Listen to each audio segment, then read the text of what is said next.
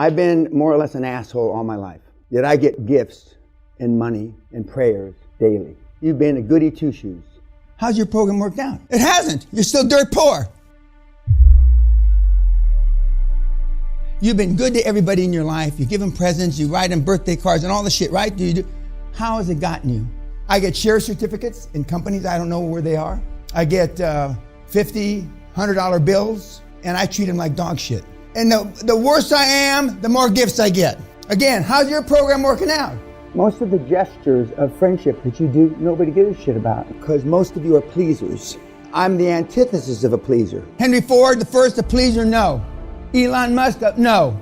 Bill Gates, no. Warren Buffett, I can go down the list. They have the same attitude that they don't give a fuck what you think, what you say, what you feel about them. It should not go unnoticed that how much different these people are than you. Am I the only one that sees this? They weren't afraid of anything, and if they were afraid, they did it anyway. Just the opposite of you. They're all alike. They're all assholes. They don't send flowers at Christmas or at Easter, whenever you say, I don't even know when you send flowers. They never say they're sorry, which is the biggest. When you cut that fucking word out of your vocabulary, you will grow 50% as a human being. Because first you cut the word out, the actual action. Then over time, you cut the feeling out. And all these guys are the same. Success leaves clues. If they're all not like you, what in the fuck is that telling you? But the key is, can you now do what you know it takes to be one of those kind of persons? That's the real question. Now, you have been taught to make people comfortable. You've been taught, for the most part, to be a pleaser. If you do that, you're going to take a long time getting professionals. You put them on your back heel, as they say in Britain. You make them uncomfortable. The first financial presentations, beads of sweat will come off their foreheads, the bankers. By the way, you know the word nice, the derivative of the word nice? It's a 13th, 14th century Anglo-Saxon word that means retarded, imbecile, moron. When my mother used to say, well, I got a nice girl, well, I don't want to meet any nice girls. Part of being a pleaser is giving tacit approval. Tacit approval is, you and I talk, you know I'm talking bullshit, but you don't say anything to me, you just listen. You might even shake your head like this, not on purpose, but just like this. So you're giving me tacit approval by not speaking up. And your whole lives have been based on tacit approval because you don't want to be confrontational. But pleasing and giving tacit approval is why you're here. Now, there's a lot of people you don't like, but you don't say that. A few years ago, I interviewed the former assistant to Tom Cruise. And I said, well, can you tell me without telling me anything private shit, you know, that's in the news that maybe I don't know? He says he gets up every morning, 4:35, like he didn't make a penny or a picture or wasn't famous. Every morning of his life, 7 days a week, he gets up like he's starting from scratch. Now, see, I don't consider commitment and focus a sacrifice. You do. Why? Because when my dad retired from the LAPD after 28 years of being a cop, he never took a fucking day off his entire 28-year career. So what kind of role model did I have? From 1971 to 1997, I worked every fucking day for 26 years. Every single day. From 1971 to 1997, I didn't take one fucking day off. If you think that I'm driven now, you should have seen me when I was 30. I was a psychopath that could work 120 hours a week, go 3 or 4 or 5 nights without sleep, drink like a fucking fish, fuck all day and all night. I was a living, walking, motherfucking psycho. And I used to give 5 to 8 presentations a day, 300 cold calls a day. But I was in a hurry and I was serious, unlike most people. I wasn't pretending, and I certainly shit wasn't a pleaser. Because to me, default of being poor was not acceptable. I'd rather be dead. And I probably had 100 suits. I'm 24 years old. I probably had 200 pairs of shoes, 10, 11 cars, 2 chauffeurs. It's not that you want this lifestyle change. It's that you demand it because you deserve it. When your mindset gets to that point, I mean, life changes. It flips. But if I have to motivate you kids, you're not gonna make it. This is about creating generational wealth. Josh has done it in 3, as a 17-year-old. We have teenagers making $1 million a year. Well, I don't even brag about them. I don't even talk about them on the internet. Because $1 million a year is chump change. Well, then why can't you do it? Why haven't you done it? If a 17-year-old kid can do it, Jesus. But see, you haven't been taught to think that way. You've been taught to think well, maybe he's special. There is nobody that's special. But seeing the person you could have been, now that's a bitch. Because heretofore, this is what you've learned about making money. Shit. There's no excuse for dying poor other than it's your fault. I couldn't understand why people couldn't come up with 6 or 8 grand 25 years ago. When I was my poorest, when I had nothing, I could come up with 10 grand.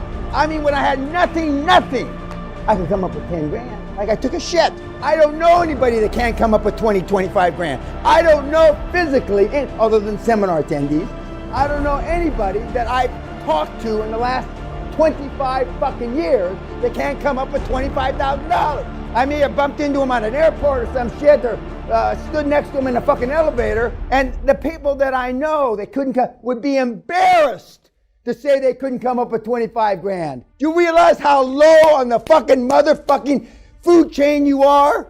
But who tells you not to just fucking do it, right? Your parents. Stay out of the street, you're gonna get hurt. When you go to school your first day in kindergarten, whatever your school is, keep your head down, don't get in trouble. If you get in trouble, I'm gonna tell your father. And look what the result has been. Kids only lack leadership. They don't lack brains. What would you do if you weren't afraid of what your parents thought of you? It didn't bother you what people said about you, thought about you. You have no idea. And all of you in this room can speak louder and more forcefully. Nobody's ever accused, well, what did you say, Dan? I couldn't hear you. My whole life. You have to act with confidence. Well, confidence is everything. I was talking shit since I'm about 16, 17 years old. Muhammad Ali, I'm the greatest.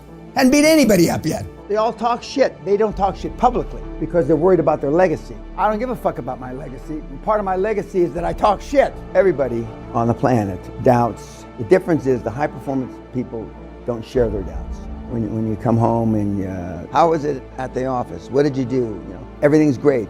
Couldn't be better. Words matter. Even if you had a shitty day, if you allow yourself to share that doubt, it becomes a self-fulfilling prophecy.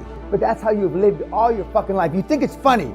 It's not fucking funny. You lived all your life. When you come home from work at night and your wife says, or your slut that you're living with, how was, oh, it was a motherfucker today. It was a bitch. The boss wasn't nice to me. I lost 2 sales because I'm such a vagina. That's how you sound when you come home. But I mean, all the high performance people I've had the privilege of being around are the same.